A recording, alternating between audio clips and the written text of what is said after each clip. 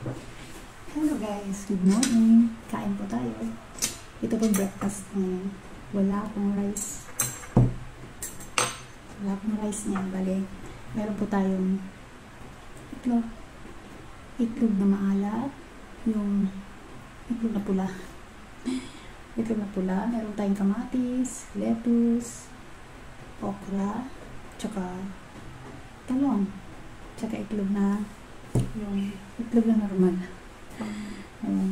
Ito po dapat ilalagay ko sa isang bowl. Kaya lang, sabi ganito na lang. Ganda ano lang kasi hindi masyadong malat. Kaya ang paano. Kaya lang sa palengke. Bili ako ng mansanas.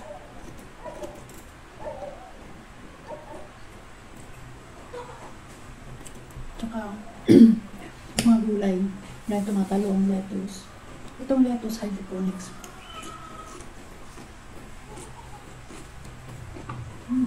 Ang ganito na ako.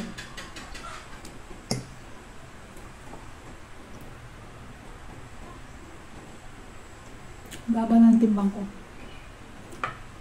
7 kilos ang alis.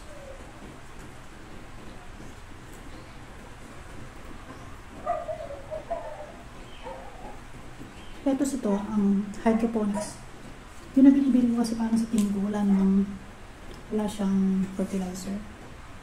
Tubig lang siya ng buhay. Pero hindi ko alam kung lalagay ba ng fertilizer yan. Ito lalagay. Tapos kamatis. Mura na kamatis ngayon. Pumili ako ng 20 pesos lang. Dami-dami lang. Sabi ko samantalin. Basta mura nga. Samantalin kung bili ng marami. Ayan, ganyan lang. May kamatis na sa loob. Merong itlog.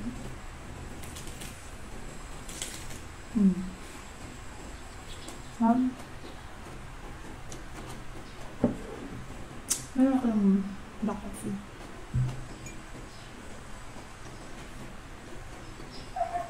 Maasim na maalat.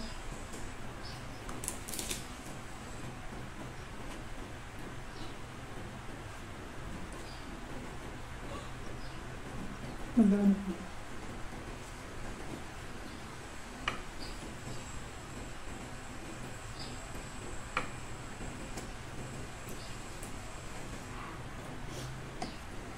Pinababalik ako ng doktor para sa aking FBS at saka lipid profile. Pero after 3 months, titignan ko kung anong resulta. Kasi gusto ko mawala na yung aking atorvastatin.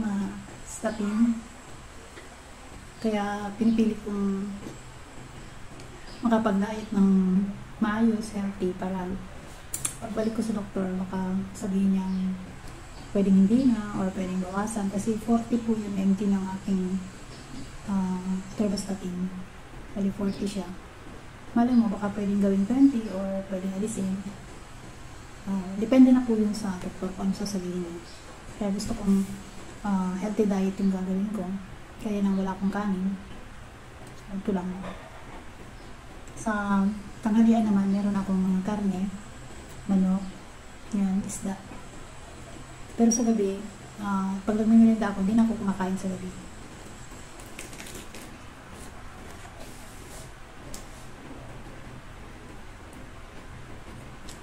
Gusto ko sana. Ito, sukang tuba.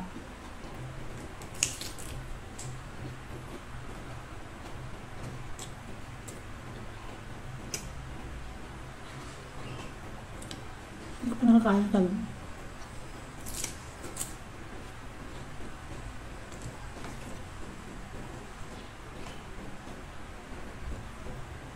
Kaya natin buksan yan, baka mamaya. Maganda.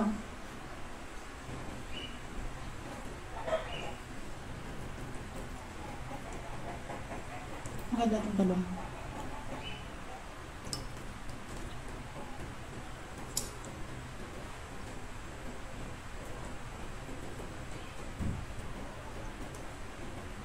Parang ako ginutom.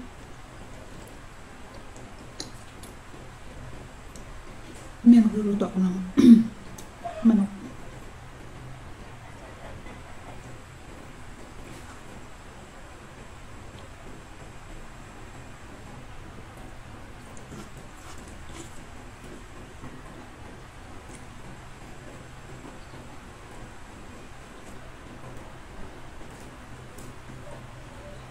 Lagay ko na dito para may kasama itong lettuce. Matapos na ako. May gagawin pa ako sa mga talim ko.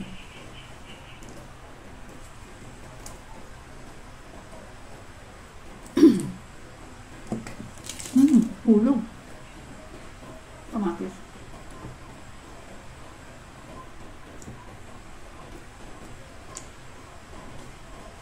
May gagawa ko ng yung buto ng avocado. Lalagay sa alcohol.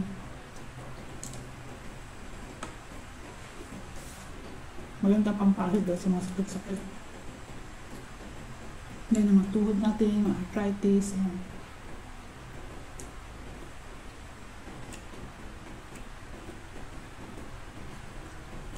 Yan na ito nabili ko. Manamis pa. Kasi nga, presko.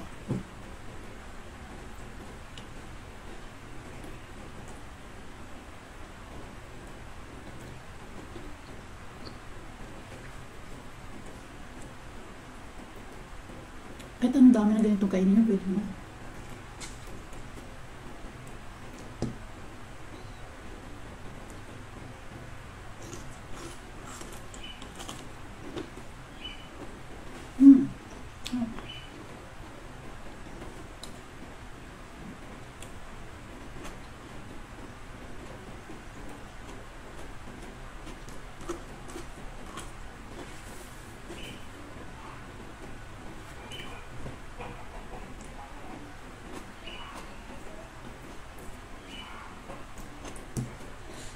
Ganda ng loob niya.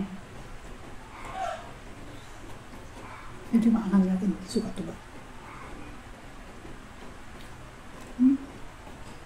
So, 8 minutes na. Haba na pala.